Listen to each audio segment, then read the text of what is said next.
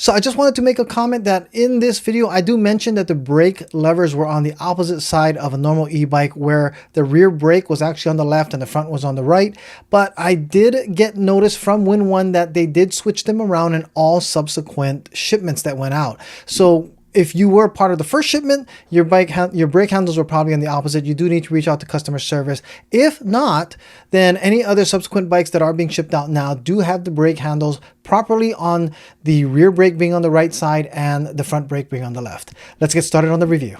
Hey, in this video, we're going to be reviewing the WindOne E2, an amazing bike that just screamed to be taken off-road. So both my camera guys wanted to jump on it, give it a shot too. So you'll see them having a blast on this thing. Full disclaimer though, WindOne did send this bike for review for us to go ahead and do it. All the comments and the opinions of this bike are fully my own. They had no influence on what I'm here to say, but I gotta tell you, this bike is absolutely a blast. Anyway, let's get started on the review. You'll see why we think this is one of the funnest bikes we've had in a very long time.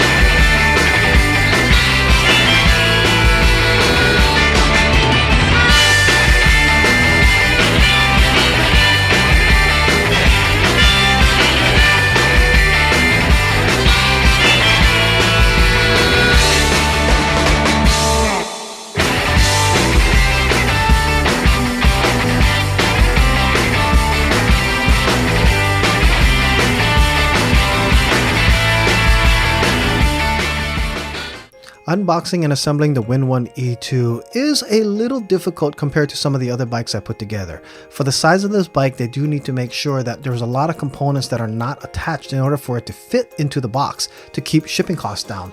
This is a very heavy bike, so if you're not familiar with putting an e-bike together, I do recommend taking this to a bike shop to have them put it together for you, just to make sure everything's nice and properly safely assembled. When first getting the bike out, I did add flat out tire sealant to both the front and the rear tires. Then I added the rim to the fork to make sure that that was assembled properly. Then got the handlebars, put that onto the neck, and then added the headlight to the front, as well as getting the battery out to make sure that I could test all the electricals. Then I started making all the adjustments for the sizing of this bike to make sure that it's going to be in the right position for me when I'm going riding, because we were going to take this to the off-roads right away. Once that was done, tested the electricals, tested the motor, and I was pretty much ready to ride. Alright, so we're going to start by walking up to this WindOne E2. And I gotta say, first and foremost, as you can see, it does have full suspension. So with this big spring right in the middle here, it does add a lot of soft and smoothness to ride.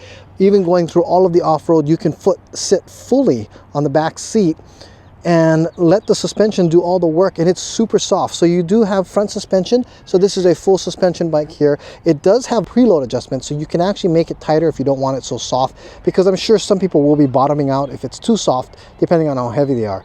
Now, this bike here also has a 7-speed derailleur in the back here, Shimano Tourney, with 7-speed gearing in the back. This drivetrain here, just keep in mind, is a lot higher than most. So although the bike is high from top to bottom when you're going over it, I think someone at my height is going to be the absolute shortest. At 5'5", I'm pretty much just tippy-toeing to keep my both feet on the ground. And because this area here is so high, it can get a little uncomfortable if you try to put flat foot or if you have a lot of weight put on top. Also, to keep the height clearance high, when you're sitting on it and you start to pedal, your knees do go quite high up into your chest if you're, depending on how long your legs are. So that is something to keep in mind. It is like truly an off-road style bike, to make sure that it has all the clearance it needs, that you don't have the crank striking here underneath while you're going on your off-road trails. But it does have nice mag wheels, so that will keep any problems with having spoke issues. That's actually really nice to have on a bike like this. It does make the bike a little heavier though, because this is a 95-pound bike. And because of its weight, and of course with the rider on top of it, I think it has a 330-pound max capacity. It is still a very comfortable bike to go ahead and ride around, even on road, but especially off-road. And it is because you're sitting higher, you do have a lot more of a clearance and visibility also when you're driving. But just keep in mind your center of gravity is also going to be higher. The other thing that we do have here is a 500-watt motor. If you can actually see down here, it's a 48-volt, 500 watts. And I think it has a peak of 700 total. It does have a small little fender here, and it does have a front fender that's really small as well here. I don't know how much protection that will give against a lot of dirt, because being that it's so short, you're going to have the dirt flying from the front and below here. But it is IPX4 rated, so which means it can handle splashes without too much problems. The instruction manual does say that they don't recommend you riding it in heavy rains, but it can handle the sprinkling of a regular shower. Everything here is pretty much the way that you see it. The only thing that is not included with this is this bag here. You can get this at the website, at the ebikeproducts.com website, because there's no bottle cage bosses to hold a water bottle. That this actually is very solid in the way that we have it mounted here, and that is one of the reasons why we added it on, because when you're riding out there, you do get thirsty for sure. It is a twist throttle here on the right hand side that you see. It also has your standard Shimano SIS shifter. Very easy to go back and forth, up and down. The one thing that I really need to make sure everybody knows right from the start though, because I forgot to tell Steve once, but the brakes are switched around. So it's more like a kind of a motorcycle style. This is the left hand side is your rear brake. It's not going to be like your standard regular e-bikes where the right side is usually your brake. And honestly, we kind of like it better that this is the back brake, because when you're off-roading and you're throttling, you want to be able to grab your back brake quickly without having to have a throttle like this here. So in a way, it kind of works out better. I personally liked it. You just got to remember that that's the way it is. Every time I switched off bikes, I had to kind of like just reorganize my thoughts for about 3 seconds just to make sure I remembered that this is the rear brake. So something to remember. This is going to be a little different than what you typically have on a regular e-bike. This display here is quite bright during the day. I don't know if my camera's doing it any justice, but I do need to say that actually it's not too bad. My sunglasses don't block it out too bad. You can still see it through there. It's not like a super high-end display where you're gonna have a lot of different features. You do have your typical setting here of the bottom is for your headlight. Just by clicking it once, it turns on this really bright headlight in the front. In fact, we can see that here. So you do have this headlight here, a really bright headlight in the front here. And I do have it angled quite low because it will blind people. It's so bright, it's so big. And with that headlight turned on, you also do have the rear light that goes on as well. Right now the tail light is on, but it is 12 o'clock middle of the day. So you do have a frame rate flicker. So you're seeing a little flicker, but that's not really what you see. It's only because the camera frame rate is actually causing that to happen. But with this type of rear tail light, you also have the ability to have a brake light, which is really nice. So even when you're on road, you won't have to worry too much about your tail light not being seen. But then again, most times on e-bikes, a lot of people don't see it anyway. If it is darker, this thing does brighten up quite a bit. This bike also has 20 by 4-inch fat tires, and they work really decent. I mean, it's a typical fat tire bike, 4 inchers. I do have them actually pumped up pretty hard. I should have actually gone down a little lower because of some of the soft dirt that we'd hit. So you do see that it did get quite dirty from the dust that came out today, but that's the way it's supposed to look. Seriously, this bike is just, like I said, screaming to want to go on the dirt trails and be taken off-road. The spring suspension in the back here does a great job of absorbing every bump that there is possible that you'll come across on the open trail. It does have a top speed of 28 miles an hour. Because it's only 500 watts and the bike itself is already at 95 pounds plus me on top of there with another 170. That's going to be actually quite a load for it too. So there is not a lot of torque in the bike. That's one thing that all three of us noticed when we were riding it. It does do a great job in pulling you through where you want to get pulled through when going up the trail, but it's not the most torqueous type of bike. I do want to show also with these RSX brakes in the front, hydraulics in the front here, we also have some really nice cable management. We do also have, as you can see under here, there's 2 wires coming out. One is for our cutoffs. So you do have your automatic brake cutoffs. Whenever you hit the brake, it does actually automatically shut off the motor. One thing to take note of is that these RSX brakes are hydraulic brakes, work really, really well. They do also have 180 millimeter rotors on the front and the rear with, of course, RSX calipers here that stop this bike very, very good for off-road type riding, and no complaints about how well they worked for me. I really did enjoy it. You can go up 1, 2, 3, 4, 5, really big buttons, easy to push when you're doing here. And then on the top you have one that actually does your headlight adjustments, and then this here does your mode settings. So your trip, and then this one is odometer. We also have your max speed and your average speed, your trip, and again goes back through your different settings. And then your battery monitor is up here. This is a 5 level, so right now we have 80% left. They do say that the bike goes up to about 28 miles on a single charge, all the way from full, if you're only using throttle alone, and it can go probably about up to 40, I believe, if you're actually pedaling, or 45 if you're actually pedaling the bike and helping it along.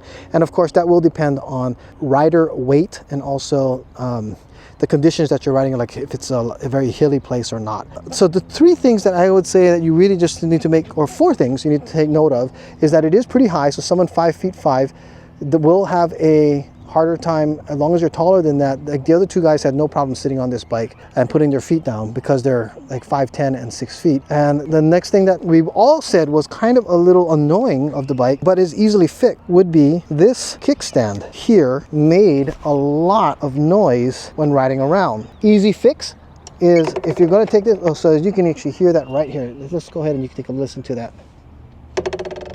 That bouncing around is constant when you're actually riding off-road. So I would say if you're going to take this bike off-road, get rid of the kickstand. You know, I mean, that's going to be something that might be, or strap it up. And the last thing that, of course, I mentioned a little earlier is make sure that you know that the back brake is on the left, because you're going to need to make sure that you're stopping properly with the right brake handle. Other than that, this bike really does handle very, very well. Super stable all the way around. This seat is adequate, but it's not super soft. And I don't know if it's supposed to be anyway, but it is adequate for the off-road type riding. I love that it's longer, because when you are hitting certain parts of the trail that you want to get further back on the bike, you have a seat that goes all the way to the back of the seat here. I also like how the frame and the seat is supported here, because you can grab here. There are some bikes that we had that were similar in style, but they didn't have the bar frame here. You were grabbing the seat and it feels like it was coming off the frame. So I like the way that this is actually put together. Okay, this segment we're going to go over the battery. This is a 13 amp hour battery. It gives you up to about 28 miles on a full charge. You can basically just take your key and you're going to just stick it in here. And by that, you just turn it a whole half turn.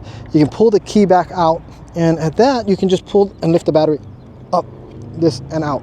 Now, it is only a 13 amp hour battery, but it does have quite a bit of range that you can get. To put it back in, same thing. You just kind of just slide it right here, making sure that it lines up. Once it does, it'll fall right into place. And once you have it in place, get your key and you just make sure that you lock it in by doing a half turn in. If the battery does not lock or turn the key really easy, then you know that you don't have the battery locked in. Once you have it locked in, it won't come out. In fact, yeah, it's going to be stuck solid. It also has its own on and off switch here. You can turn it on, and then you can also charge it, as I said, either on or off the bike, and that will make sure that you have everything set ready to go. All right, so who is this bike really going to be best for? Here's my little commentary about this bike. One, anybody can ride it. You can use it if you want to as a commuter. You'd have to wear a backpack because it doesn't have a rack, or you could strap something onto the back here. But for the most part, if you just look at it, it's pretty obvious. This is for the guy who wants to go out, or girl who wants to take this bike out for just having a lot of fun, off-roading, on-roading. You know, with these fat tires, you can probably even go to some soft sand. I would have to lower the tire pressure for something like that. But it is a super comfortable, fun ride. So the recreational rider is going to enjoy this, absolutely having just a blast. To be honest, any bike can be used as a commuter. And if you wanted to, you could. This has the range for it. It also has enough power for it. It goes up to 28 miles an hour. It's not super torquey, but it does have pedals, and it is still classified as a bike. And this is also great for taller people, but also just someone who just wants a bike to have a lot of fun with. This is one that you can take anywhere, on-road, off-road, so it is very versatile. And I would recommend it for pretty much anybody who is able to kind of get onto something this big. Just go to ebikeproducts.com/E2. Again, that's ebikeproducts.com/E2. It'll take you directly to the website. Thank you again, WindOne, to actually sending this E2 out for me. It was absolutely a blast. I really appreciate it. Comment below, what do you think? Is this a bike that you would actually consider having fun with? And is there anything more? Also, let me know in the comments below. Thank you so much for watching. I will see you in the next video.